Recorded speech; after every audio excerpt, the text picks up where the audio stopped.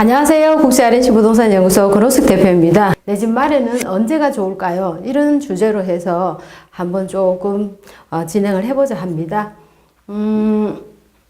제가 조금 알기 쉽게 전달하고자 이렇게 판서를 했습니다.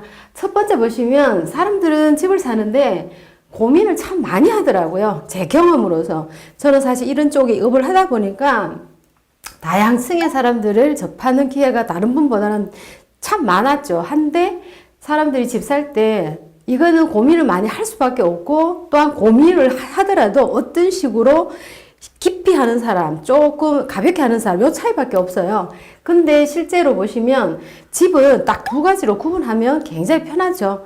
실제 거주하는 목적과 투자하는 목적 딱 두 가지로 해서 나눠지면 구분하기가 굉장히 편리한데, 실제로 실거주 목적과 투자의 목적은 보시다시피 내 집을 사는 이러한 방향은 똑같아요. 하지만 이거를 사서 거주를 하느냐 아니면 이거를 사서 투자를 하느냐, 이런 차이점인데, 집을 어디서 언제 어떻게 사느냐에 맞춰서 고민이 이제 시작이 되는 거죠. 그때부터 시작인데, 투자는 살고 싶은 환경이 사실 떨어지는 거는 당연한 겁니다.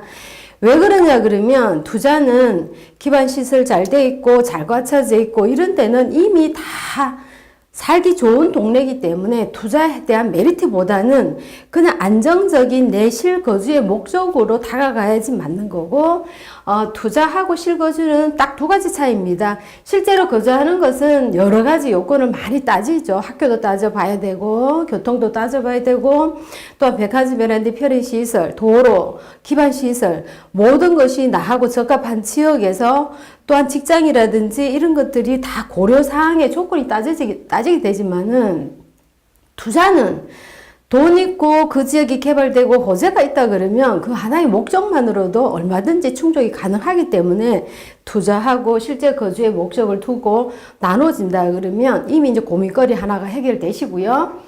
그 다음에 보시면 집을 언제 집을 사느냐, 또 하나의 고민거리죠. 근데 제가 이렇게 보면 집을 언제 사느냐고 목표를 정해놓고 다가가는 분들이 굉장히 많이 계시더라고요. 목표를 세우고 저축을 해서 언제쯤, 이런 계획은 구체적인 계획을 안 세우더라도 대략적인 계획을 어느 정도 아웃라인을 잡아놓고, 처음에 신혼살림 했을 때 월세부터 시작하는 분도 계실 거고 전세부터 시작하는 분도 계실 거고, 이러한 분들이 최종 목표는 집 사는데 언제쯤이면 이런 계획이 목표가 달성이 되겠다 하는 계획을 세워두고 이미 시작을 하시는데, 부동산은 첫 번째 보시면 정책적으로 굉장히 많은 영향을 받게 됩니다.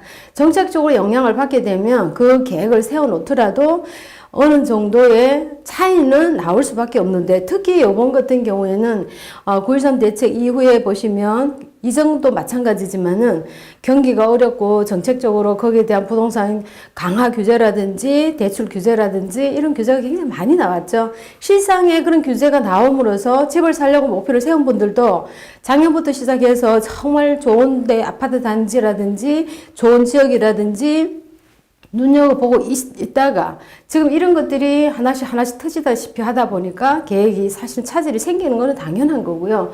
또 마음 먹어서 사는 게 아니죠. 마음만 먹어서 또 사는 게 아니다 보니까 지금 이번 같은 정책에서는 마음을 먹고 사실은 금융적으로나 경제적으로 많은 것을 준비해왔던 분들은 이 마음 먹고 원래는 꼭 사야지 이런 계획을 잡더라도 대출 규제가 딱 들어와 버리면 사실 아파트 상층에 대해서 지금 포기하는 사람들이 굉장히 속출하고 많이 나오는데요. 그만큼 대출이 정책적으로 이미 규제를 되다 보니까 마음을 먹어도 마음대로 살 수가 없는 것이 사실 집이라는 거죠. 그 다음에 돈이 있다고 살 수 있겠지만은 그렇지도 않더라고요. 돈이 내가 사실은 100%를 가지고 집을 사는 사람들은 극히 드물다고 봅니다. 제가 이때까지 하면서 100% 내 돈 갖고 집 사는 사람들은 정말 보지를 못했기 때문에, 보통 사람들은 대출을 이용하거나 여윳돈이 어느 정도 있을 때까지는 전세를 살고 전세금 대출을 받아서 하나씩 한 그릇씩 다가가는데, 돈이 있다고 100% 집을 살 수 있는 것은 아니라는 거죠. 그 다음에 정책적으로 오를 수 있다는 보장이 또 없기 때문에 많은 사람도 두려움을 갖고 있습니다. 그런 두려움은 오르면 천만 다행이고 좋지만은 내려갈 수 있는 여지도 얼마든지 있기 때문에 집을 사는 데는 올라가면 좋지만 누구나 다 그래 올라간다는 보장만 있다 그러면 사실 다 사겠죠. 그렇지 않기 때문에 두려움을 갖고 있어서 집 사는데도 언제 어떻게 어디에서 살라는 이러한 것들을 내가 계획대로 목표대로 사지가 못한다는 것이 바로 이런 주택이라는 거고요. 지금 마지막으로 제가 보면 저는 이 업을 굉장히 오랫동안 했지만은 많은 사람들에게 말하고 싶은 게 있습니다. 아쉬움을 항상 많이 남기기 때문에 언제든지 기회가 오면 잡으라는 것을 말씀을 꼭 드리고 싶은데요. 많은 고객들이 그런 얘기를 하시더라고요. 지나가서 보니 후회가 되더라. 그때가 훨씬 좋았는데 왜 그때 못 샀을까?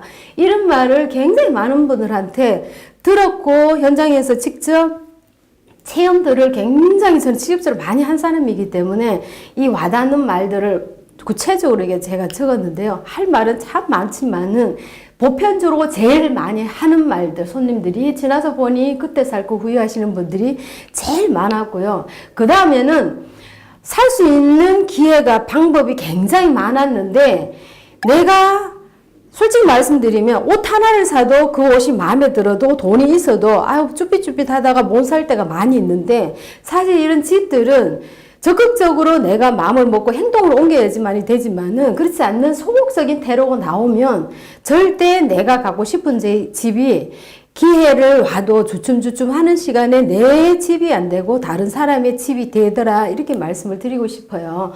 그래도 지금은 늦지 않았다 말씀드리고 싶은 마지막 멘트는 사실은 경기도 안 좋고 부동산 제도적으로도 굉장히 강화를 하고 마음적으로 심리적으로 부담이 압박이 많이 있는 거 다주택자들은 특히 많은 그런 마음이 많이 있을 줄 압니다만 하지만은 지금도 늦지 않았다는 거는 늘 후회하는 사람이 더 많았지 집을 사고 후회하는 사람보다 안 사고 후회하는 사람들이 더 많았다는 것을 마지막으로 메시지를 전달하고 싶습니다.